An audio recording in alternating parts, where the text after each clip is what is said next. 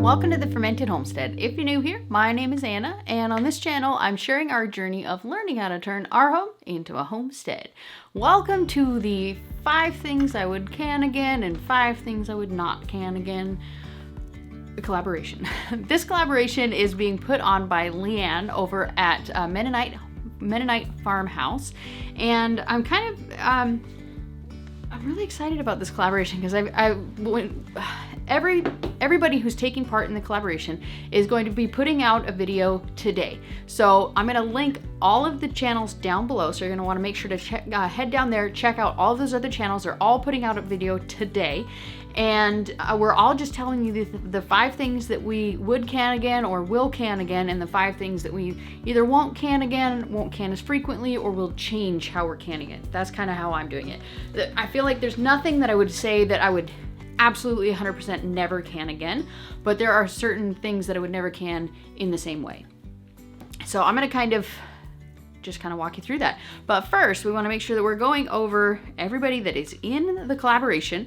It's going to be Tuli Lou Creates, The Needy Homesteader, Freedom Homestead, Diane the Canning Nana, Mudbrooker, Mouse Toes, A Good Life Farm, Fermented Homestead, Our Hodgepodge Homestead, Becoming a Farm Girl, What's Up Family Home, Our Biggs Adventure, Boots and Bounty Homestead, All Sorts, My Table of 3, and Stringfield Ridge Farm. So there's an awesome lineup, and of course it's going to be Leanne over at Mennonite Farmhouse. So you want to make sure that you check out all the channels down below. Make sure you head over to Mennonite Farmhouse, give her a hello, and thank you for setting up this collaboration. I guess let's go ahead and get into the collaboration. You're going to have to ignore the background clutter. We're moving in about a week and a half. Actually, it's less than a week and a half. We're moving in like a week. So everything's kind of crazy, which is also why I do not have any visual representation of the things that I will can or won't can again. So you're going to have to use your imagination on this one because it's all packed. So sorry about that. But I did write down a list ahead of time to make sure to share with you guys. So there are a tremendous amount of things that I will can again. But I just kind of picked some of my top most versatile things that both me and my husband really enjoy.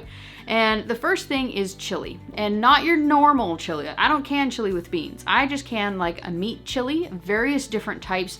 I like to use kind of like a Southwestern style. I like to use like an Indian style. I have my own particular chili canning recipe that I did share with you guys a while ago, and it is just meat, a bunch of spices, tomatoes. It's delicious, and it's already gone. I need to can it again.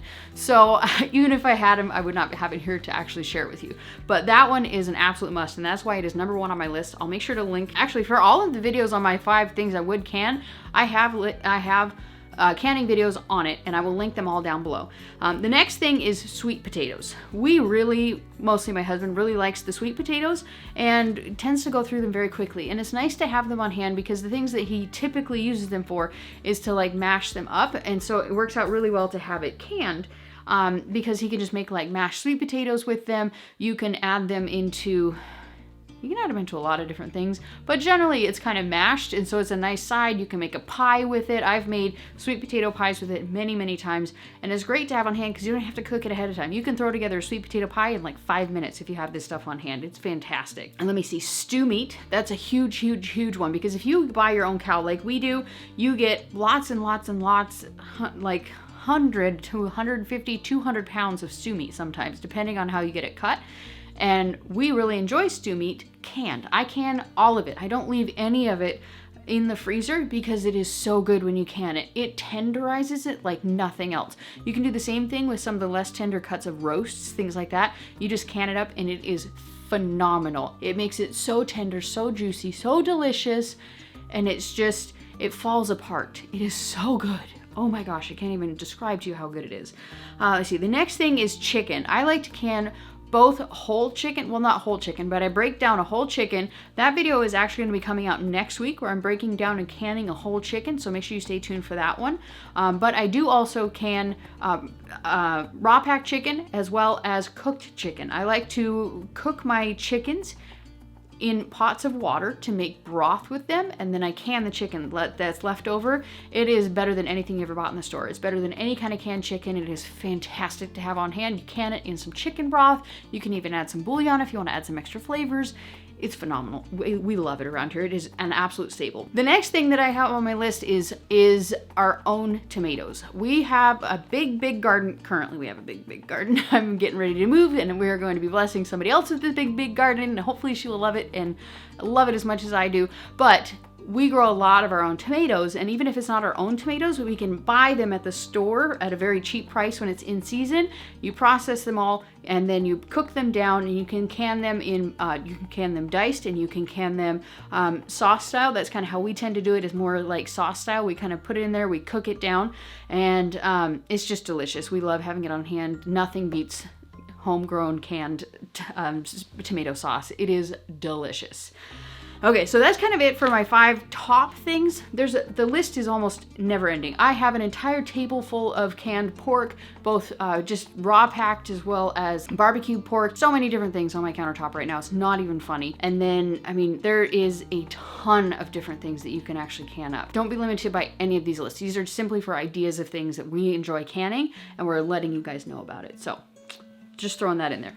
Okay, so to start the list of the 5 things I won't can again, which is not really things that I won't can again, I simply will be more careful with how I can them, or in some cases, I'm gonna try it again and see if we get different results, and if it's the same results, then I won't can it again. That one is potatoes.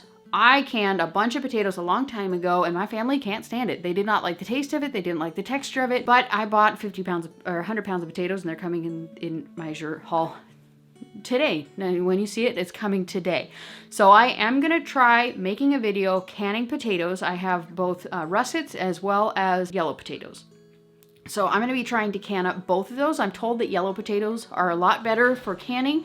I think last time I canned up russet potatoes, and it just wasn't doing it for my husband. He didn't really enjoy it. So I think I will probably keep maybe a dozen jars on hand, and just so that you can make, because he did like it in shepherd's pie, which is fantastic to make with canned ground beef. You just mix the 2 together, and it's a super quick, hearty, filling meal.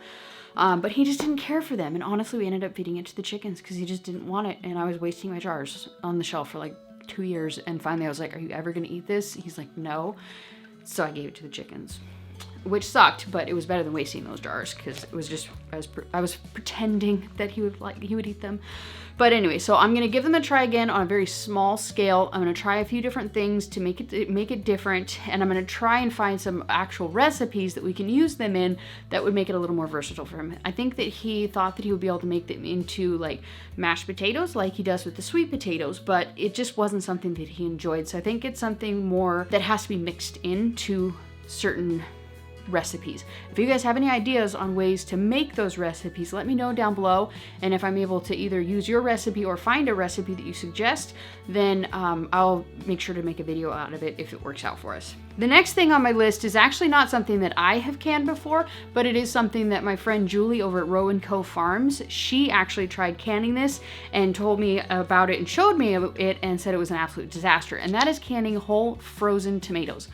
If you don't know, a great way to preserve your harvest if you don't have the time at the moment is to freeze the whole tomatoes, and then you can take them out at your leisure during the winter, and you can process them. However, she cautioned me very strongly, and it was terrible for her experience of canning whole frozen tomatoes.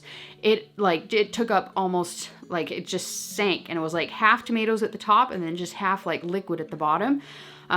So she definitely cautioned me and urged me, and she said to feel free to use her tip on this one because it was so terrible, and she showed us it was pretty bad. I just wanted to use her tip in this one because it was recent, and I was like, oh my gosh, I never would have thought that this would be that bad, but it looked pretty funky. It wasn't that appetizing. So if you're gonna have the frozen stuff, you definitely, I think, want to cook it down and make a sauce with it because it is so liquidy when you freeze it.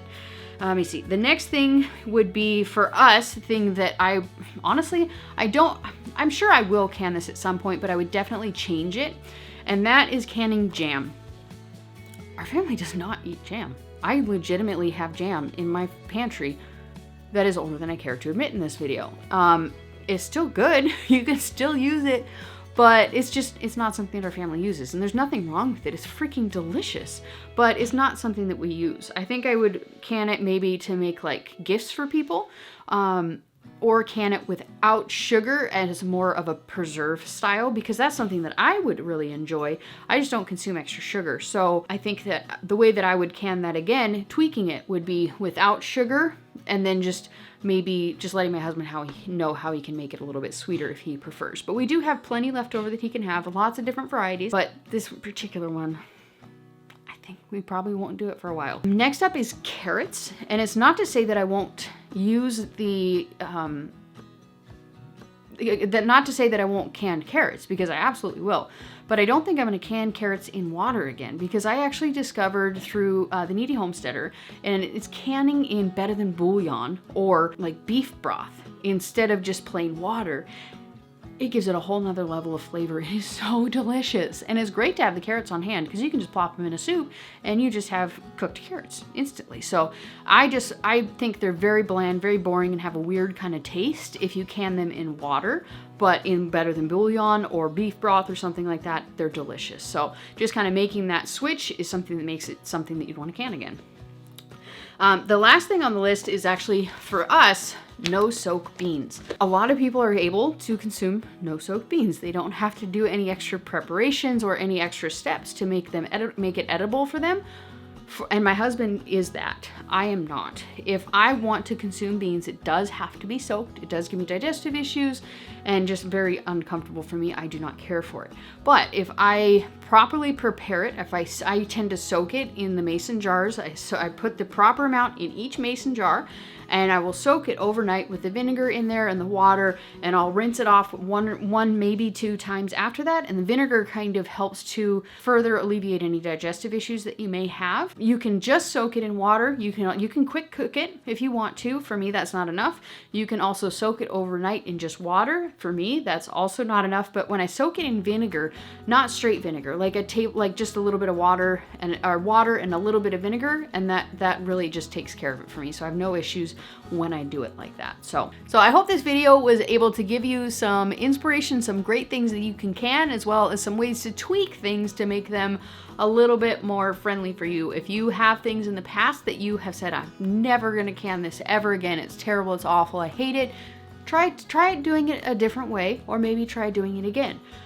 Especially with the potatoes, for us, that was a few years ago. And I'm gonna go ahead and give it a try with some extra ideas of things that I can do with it, and then hopefully that will make it something that we'll enjoy. So just don't rule it out just because maybe you didn't like it. Try something different, try it again. You never know if maybe you'll like it this time. So I hope this video was helpful for you. It was very helpful for me to kind of reflect on the things that I've canned in the past and be able to, it just helped me to reflect on it and be a little bit more mindful and remembering the things that I've done in the past. So it was very helpful for me. I hope it was for you too. And if it was, I hope that you will consider giving this video a thumbs up. It helps with all the googly algorithmic stuff. And if you guys are new around here, I like to do all kinds of videos in the kitchen, canning, freezing, dehydrating, fermenting, food preservation, that sort of thing, as well as gardening and the occasional other type of video. So if that interests you, make sure you check out this link right here. This is a subscription button. This is gonna be awesome. It's gonna be great. It's gonna be a wonderful time. And also make sure you check out this video. This is one that Mr. Google Pants thinks that you're gonna enjoy. This is a canning video that I have, and this is my canning playlist. You're gonna wanna check that one out. It has all kinds of awesome things, as well as most of the things that I've mentioned here. So make sure you check out one of those links out. We'll see you next time. Bye.